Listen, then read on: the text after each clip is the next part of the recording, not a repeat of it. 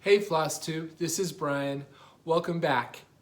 This is my 49th Floss Tube video, and in this video I plan on sharing with you the stitching that I have done this week. But first of all, I want to welcome you. If you are new to my channel, welcome. I hope that you enjoy the things that I have to share with you.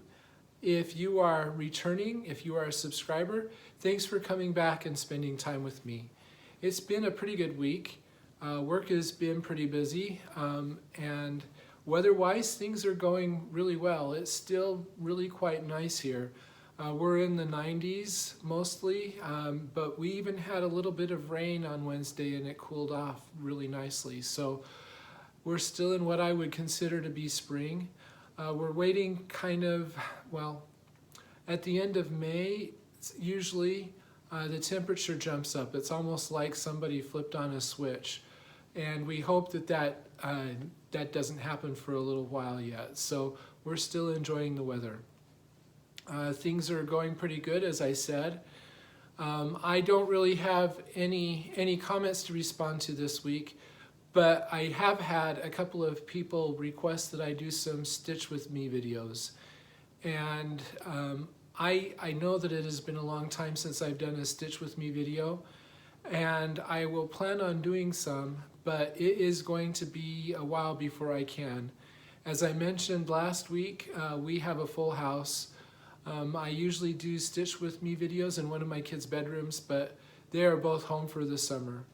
And things are really, our house is a lot more noisier than it usually is with everybody home. So there's not really a good chance for me to do a Stitch With Me video until this fall. So it'll be 2 or 3 months before I will be able to do that.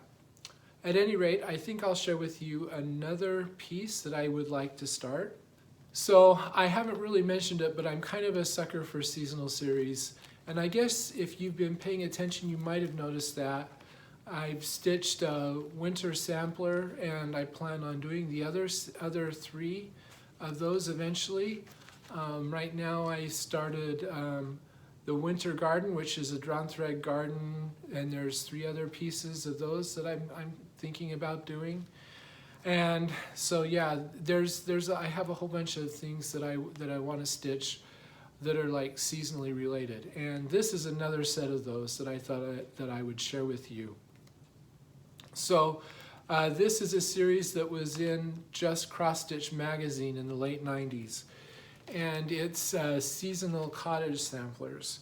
So there were 4 of them in 4 issues, starting in the August 1997 issue of Just Cross Stitch. And I thought I'd show these to you.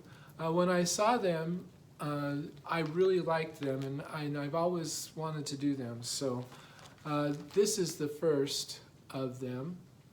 This is the Summer Cottage Sampler.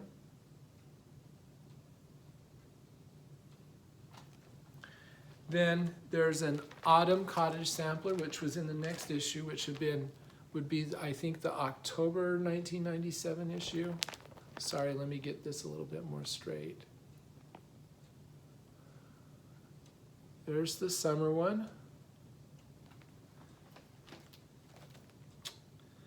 Then the winter one was in the November-December 1997 issue. And this was the spring one, which was in the, I guess it would have been the January-February 1997 issue. So yeah, I really like those. I like the alphabets, and I like the way they look. I like the trellis or the arbor that goes over the top of them, and the cottages are kind of cool too. They remind me a little bit of Teresa Wentzler's English cottage sampler. But of course these are a lot more smaller and a lot less intricate. So I kind of think of them as a poor man's English cottage sampler. I think they would look really, really cool stitched up. So this is another something else that I would love to stitch sometime. Yeah, we'll see. I mean, I'm not planning on starting those anytime soon. But they are something that I would like to stitch. So let's talk about what I've been stitching on this week. And as you know from my last video, I started this, which is the Winter Garden. It is a design by the Drawn Thread. And of course, all of them, there's a set of 4, one for each season. I started on winter. They all have a house in the middle with plants and trees on either side. And then along the bottom, there is the name of the plant or the tree that is up above. So it kind of identifies what you're stitching. I started over here, and I'm working my way across this way. So I'll show you what it looks like, what I have been able to stitch this week. So this is what it looks like now.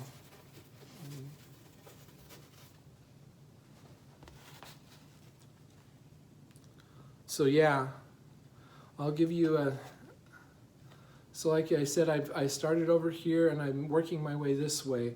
And I've been doing everything. I've even been doing the back stitching. So I'll give you a little bit closer look. It's been kind of fun. I mean, there's all sorts of different specialty stitches in here. All of the snowflakes are different types of stitches. They're kind of variations on Leviathan and rice stitch. You know, there's like bigger versions that are kind of variations on those 2 stitches. Other specialty stitches in here. These red bands in this pot are rapid stitch. The green bands, the bottom green band is half Leviathan, and this band up here is horizontal Smyrna, and of course the poinsettia blossoms are lazy daisies, and then this is the beginning of the conifer over here, and it's named conifer stitch. I don't know if that's just because that's what she decided to name it or if that's an official stitch, but there's that as well. This one is actually kind of fun, and you can see the way things lay, it's kind of easy. It seems to make sense to work them diagonally, so I've been working them diagonally. And then there's like individual cross stitches that go in between each one, so I've got to go back in and do those as well. But there's a little cardinal here. And you can see I've also backstitched the names underneath. So this is dogwood, juniper, poinsettia, and conifer. So yeah, I'm happy with my progress. I had a couple nights this week when I couldn't stitch, so that's pretty good, I think, for, I guess it would be 6 nights, no, 5 nights. I can do math. Anyway, so I guess it's time for a little bit of confession, and it has been, this has been a difficult stitch for me. I have not enjoyed it as much as I expected to. And part of the reason for that is I made a couple of big mistakes that I still have to decide what I'm going to do about. So when I first started, I looked at this and I thought, this is not wide enough to fit in my scroll frame.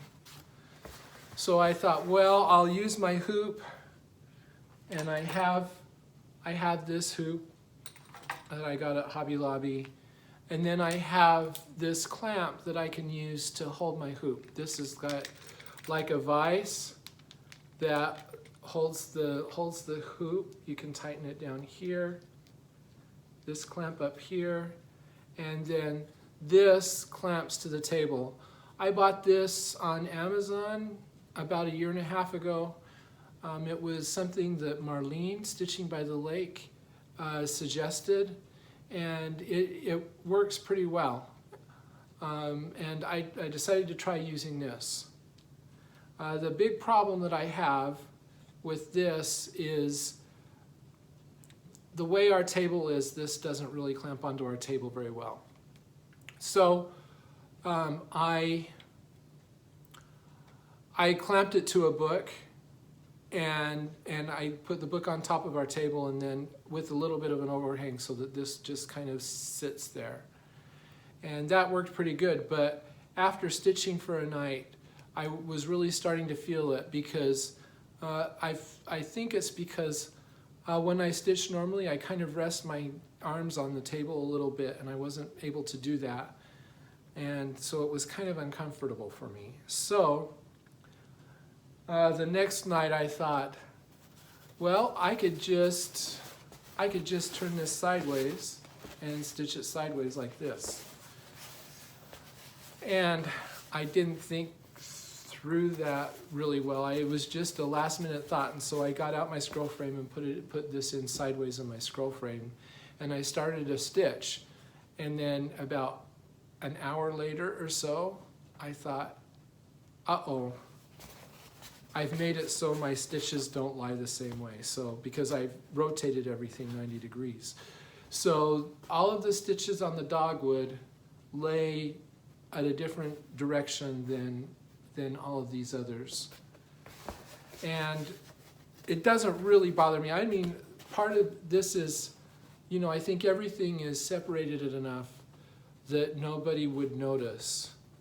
No, I don't think anybody would even notice. It's not like I have stitches right up next to each other that are going in the same direction. That would be really noticeable. But then that just kind of started to irritate me a little bit. And then the second thing that happened is there's supposed to be a blossom here, but because it's silk, I didn't anchor that one well enough, and it came loose, and I had to take it out. And then so now I have a decision to make. Do I stitch this like this, or do I stitch it to match this? Or do I just take everything out over here and stitch it again? So I haven't decided what I'm going to do yet. Yeah, so that was an irritant. And then my poinsettias, I stitched them, and then on the back, I guess I'll show you. I've got these loops back here, and I think that's because I was so worried about not pulling my lazy daisies so tight that they didn't look lazy daisy-ish, that I ended up leaving a little bit of thread on the back.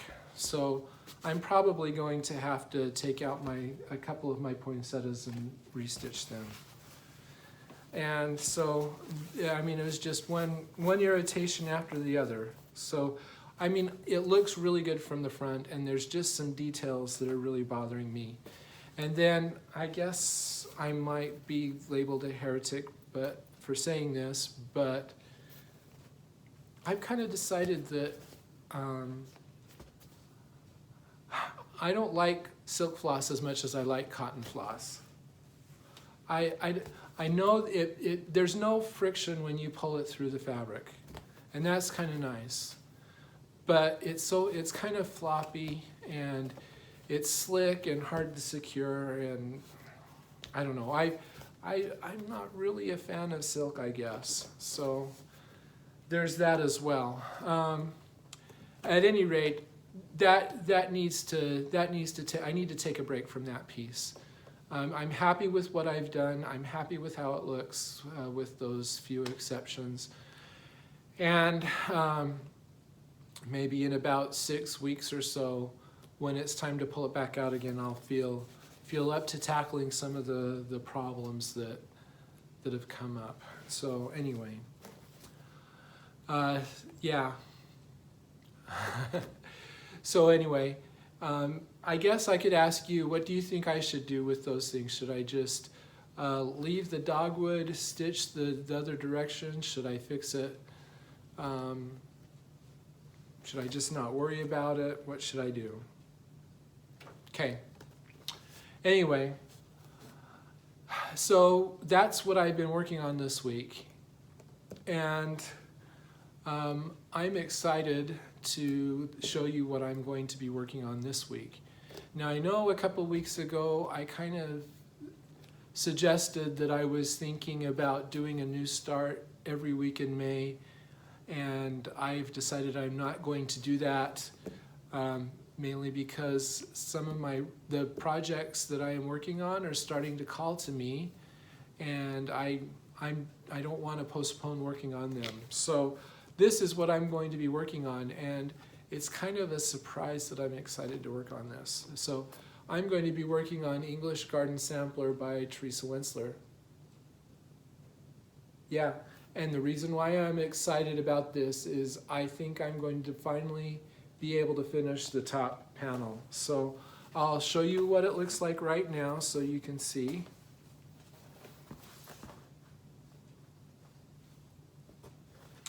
So this is what it looks like now. I'll pull back so you can see the entire thing. And as you can see, I've just got this little corner to stitch. And I think this is easily done this week. I think it'll take me about half a week to stitch this. And that'll feel so good to have this entire garden scene stitched. I'm really excited about having this stitched. So my plan is I'm going to finish stitching this, and then I'm going to come back in. You see there's all of these empty stitches here where the peacock is. I'm going to come back in with blending filament. These are blends with blending filament. So I'm going to come back in with and stitch the blends that have blending filament. So it'll start to look really sparkly. There will still be some empty holes because there's also beads through here, and I won't bead right now. I'm not ready to start beading. I'll wait till I've stitched everything before I start beading. So yeah, so I'll finish what I can in the peacock, and then I'll start working on these letters. These letters are like 3 or 4 colors of green over one. And then there's these topiary trees on either side that I'll also start working on. And we'll see how far I can get. Like I say, I'm really excited about this, and I think I'm going to start seeing a lot more progress just because I have a lot of open space. There's still things that I'll be coming back and doing later. I cannot remember if this is white work through here. There's some kind of border here, but I'm going to wait till everything's stitched before I do that. So, yeah. Part of the reason for that is if you look at the chart, and I think I might be able to show you this without showing you the chart. Let me look. Yeah, I can see. There is a whole page of instructions telling you what to do with all the specialty stitches and stuff.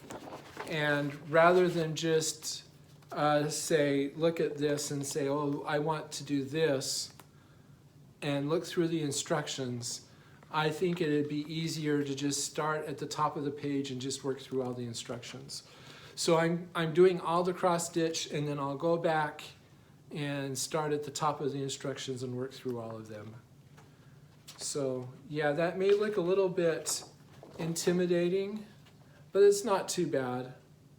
It's mostly like back stitch instructions and specialty stitch instructions and beading instructions. So yeah, but that's still a ways away. Like I say, I've got to stitch the topiary trees and the alphabet, and then I need to stitch this hedge down here with this peacock. And when I get all that stitched, then I'll have to start worrying about that. So anyway, like I say, I'm really excited to start working on this. And I hope that I have a lot of progress to share with you next week. As always, if you want to see my daily progress on what I'm working on, you can follow me on Instagram. I am at blitstitch on Instagram, and you're always welcome to follow me there. Also, that is about all I have. So as always, feel free to comment. I always enjoy hearing from you. And if you have any questions or anything you want to ask me, feel free to ask me and I will answer those questions to the best of my ability. If you haven't, feel free to subscribe to my channel so that you can see when I post new videos.